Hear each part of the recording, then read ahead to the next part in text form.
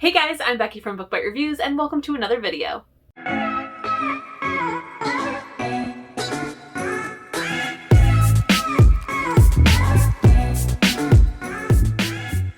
Today's video is long overdue. I wanted this to go up in the beginning of January, but I got severely behind in editing and posting videos, so we're now at the end of February, but it's here, and it's my top 10 of 2020. I am so excited about this video because I can't wait to share with you guys the books that I loved in 2020. I did a lot of reading, and there are quite a few books on this list that before I started them, I didn't expect them to be on my top 10. So that is really, really cool. I will also let you guys know that there will not be a bottom 5 like I normally do. I kind of just want to get away from negativity. I definitely talk about the books I do not like in my reading vlogs, so definitely check those out. If you were really expecting it to happen and have been looking forward to my bottom 5, then I will let you know that my number 1 least favorite book, biggest disappointment, worst book of 2020 was The Betrothed by Kiera Cass. I definitely will not be continuing on with the series. This book was such a major disappointment. I didn't care about any of the characters, I didn't love the plot, and I thought it was a total snooze fest. But now, let's get into the positive things and talk about the books that I absolutely loved. Now, I have put these books in somewhat of an order. I've tried my best to rank them from the best to the number 1 favorite. So I have rearranged this list multiple times, including right before starting this video. So take it with a grain of salt of what order this is in. I think my top 3 are in the correct order, but who knows? I know my number 1 is in the correct order. That's about it. So first, I do have 2 honorable mentions. There were 2 books that I really couldn't not put on the list, but also they didn't rank up in the top 10. So the first one is Tweet Cute by Emma Lord. I love this book. It is a super cute YA book about 2 teens who work for their family's restaurants, and they're competing restaurants, and they get into a Twitter war and then, you know, fall in love. And they're also like enemies in real life, and it was just the best. The other one is Lock Every Door by Riley Sager. I loved this book. This was, I think, like my first book to see if I liked adult thrillers, and I love them. I love them, love them, love them. This book was so good. It was so interesting. It was so creepy, and I am a huge, huge fan of Riley Sager now. I want to read all of his books. I think I only have 1 or 2 books left before the newest one that comes out in 2021. So I'm making good headway, but definitely check this out if you haven't. So now let's get into the official top 10 list. So my number 10, at least for today, is Dead Until Dark by Charlaine Harris. This is the first time that I read this book. I know it's been out forever. I did watch the show True Blood and loved it. I mean, those later seasons were a little weird. I have heard there's a reboot. I don't know if that means they're redoing it from start or if they're going to have extended seasons. No idea, but I'm pumped. So I did check out this book and I really, really enjoyed it. This one is pretty close to the show. I know that at some point they really start to diverge, but I really enjoyed it. I thought it was really good. I loved the southern vibes and the paranormal aspects, and I just really super enjoyed it. Next is one that I really didn't think was going to end up on my top 10, but I keep thinking about this book. I think about it all the time. I recommend it to people, and it's Punk 57 by Penelope Douglas. Now, I read this book early in 2020, I think like in February or March, and it's when I decided to try out smut for the first time. This book is highly recommended for those who are wanting to try to get into smut but not go a little too far into it, and also those who enjoy YA. This is not a YA. I have to preface that so much, because while our characters are teens, this is not a teen book. This is hardcore adult content. I'm not somebody who's like, if you're a teen, don't read it.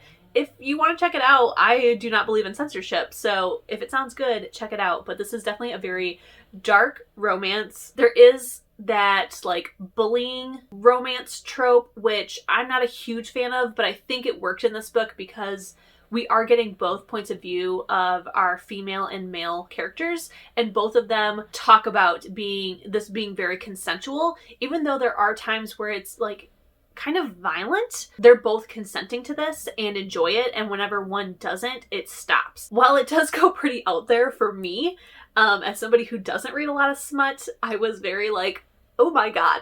But it was honestly fantastic and has made me want to check out more things, especially by Penelope Douglas. I can't stop thinking about this book, so I needed to put it on there. And yeah, it's on there. Number 8 is The Family Upstairs by Lisa Jewell. I did lie earlier when I said that Lock Every Door was my intro to adult thriller. That's not true. It was this book. And then Lock Every Door came next, if I'm not mistaken. For some reason, this book really called out to me. The premise sounded interesting. The cover was really pretty, but it's unlike anything I've ever picked up on my own. And I didn't even really know if it was a thriller. Like, it just sounded very mysterious. And I picked it up and loved it.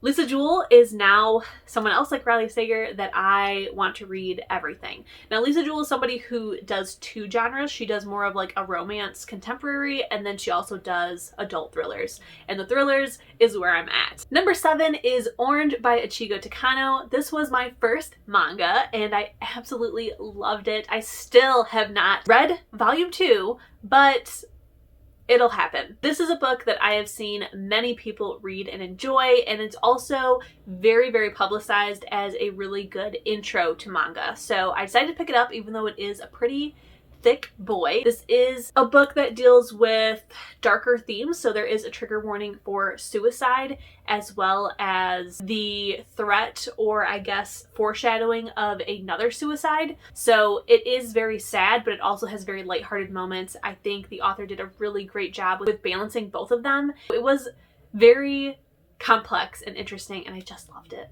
Number 6 is The Turn of the Key by Ruth Ware. This was my first Ruth Ware book, and I was very leery going into this because I've seen a lot of people who do not like Ruth Ware. So I decided to check this out, and I'm so happy I did because this is another one that I think about a lot. There's a paranormal aspect to the book, that's all I'll say, and it was just so wild. It was so freaking creepy. It's definitely something that's like one of my worst fears of this happening, and the way that it ends is so crazy because we really don't know what ends up happening to our main character, and it's just a totally wild ride. I suggest you pick this up because it is so good, so creepy. If you're a scaredy cat like me, read it during the daytime, but it's great. Now on to number 5. That is Allegedly by Tiffany D. Jackson. This was my first Tiffany D. Jackson. This whole list is like full of firsts, but I love this book. I know I've said it for every single one, and I'm going to continue to keep saying it because they are so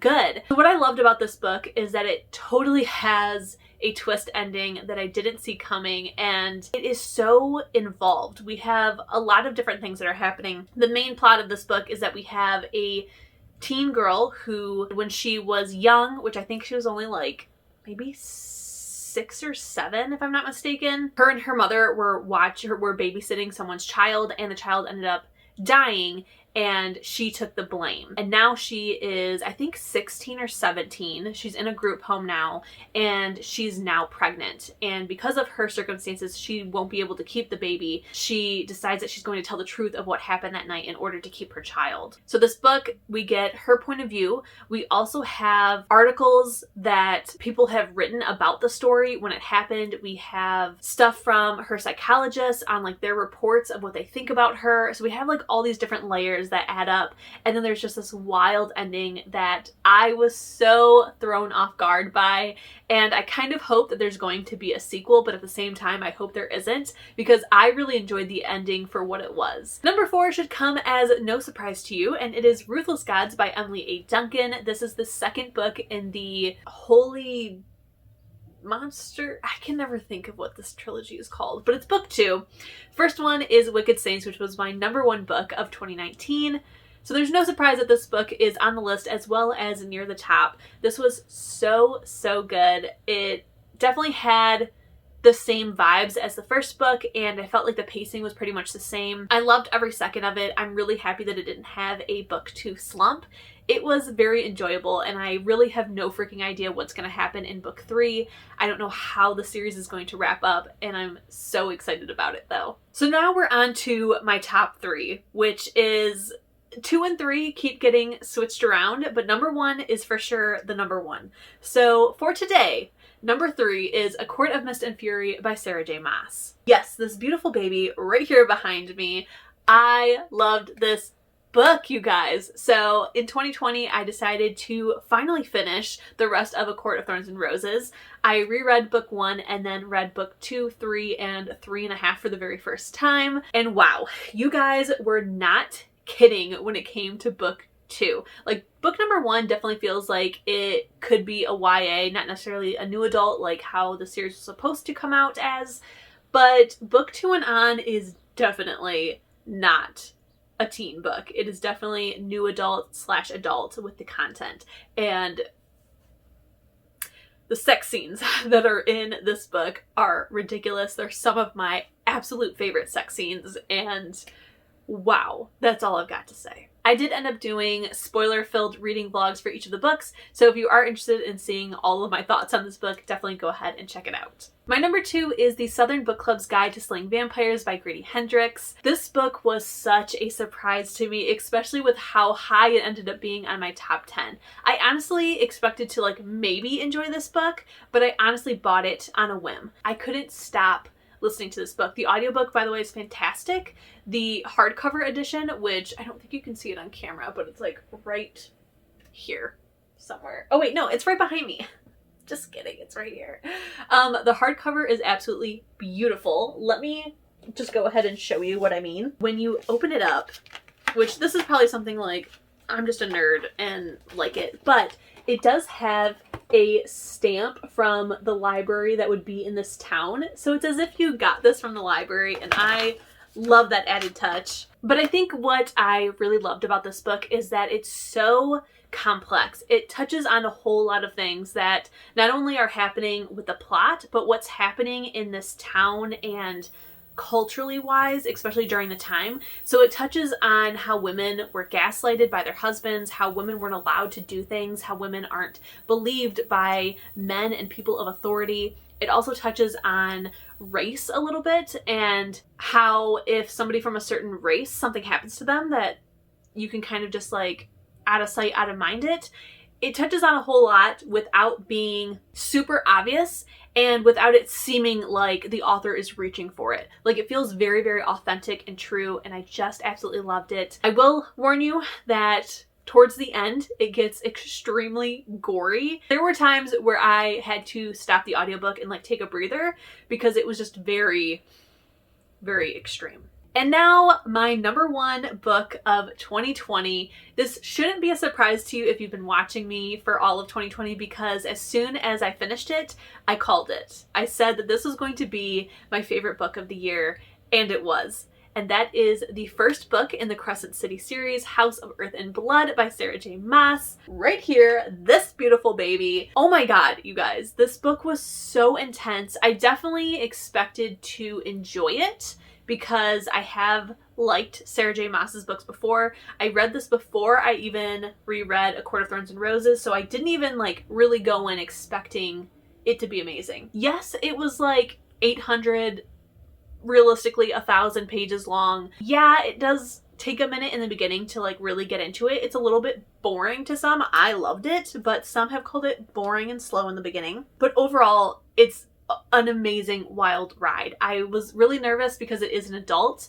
and I'm not somebody who's really into adult books, especially adult fantasy. So I was a little concerned, but there was nothing to be concerned about. This book was absolutely outstanding. It had so many times where it could have been the cliffhanger ending, and then when it actually did have its cliffhanger ending, I want to own all the merch. I want to own all the books. I want to just live in this world.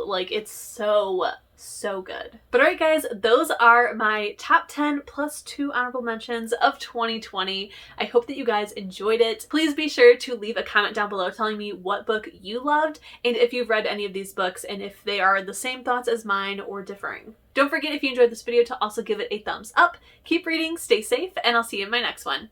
Bye guys!